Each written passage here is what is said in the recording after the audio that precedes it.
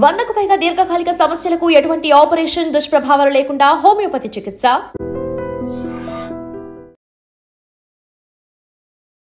క్షణిక ఆవేశంలో చిన్న చిన్న కారణాలకే తామంతటా చనిపోతున్న పరిస్థితులు చాలానే చూస్తున్నాం. అదేవిధంగా విజయనగరం జిల్లా కనపాకి చెందిన ఒక యువకుడు ఎన్నేళ్లుగా ప్రయత్నిస్తున్న ఉద్యోగం రాలేదంటూ మనస్తాపానికి గురై మృత్యువాత పడిన వైనం అయితే ఇక్కడ చోటు చేసుకుంది. కుటుంబ సభ్యులు పదేగా వినిపిస్తున్నారు.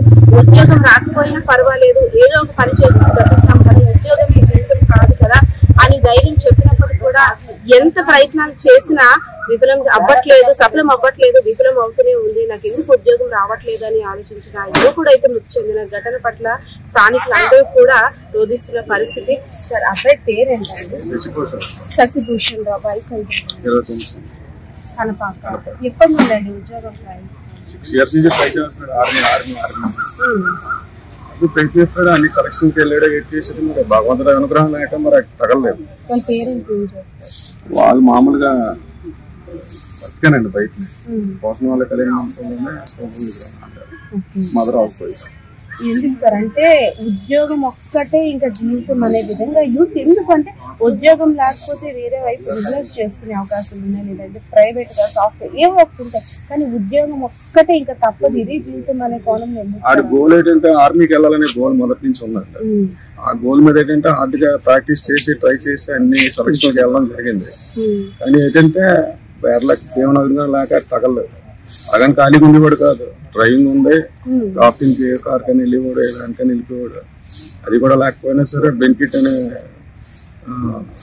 ఇది బెనిఫిట్ దాంట్లో కూడా వెళ్ళేవాడు.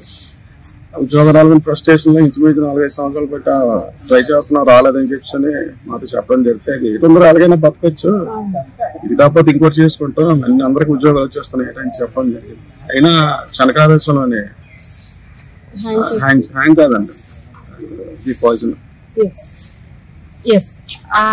ఆ శశిభూషణ్ రావు యొక్క ఆలోచన దేశానికి సేవ చేయాలి, నా వంతు నేను కూడా ఒక ఉద్యోగిగా నిరూపించుకోవాలని ఆలోచన. ఎన్నిసార్లు ప్రయత్నించినా సరే సక్సెస్ అవ్వట్లేదు. డిగ్రీ పూర్తయి ఆల్రెడీ 7 సంవత్సరాలు కావస్తుంది, ఇప్పటికీ ఉద్యోగం రాలేదు. ఏ ఒక్కరు అడిగినా ఏం చేసినా ఇంకా జాబ్ రాలేదా, జాబ్ ట్రయల్స్లోనే ఉన్నావా.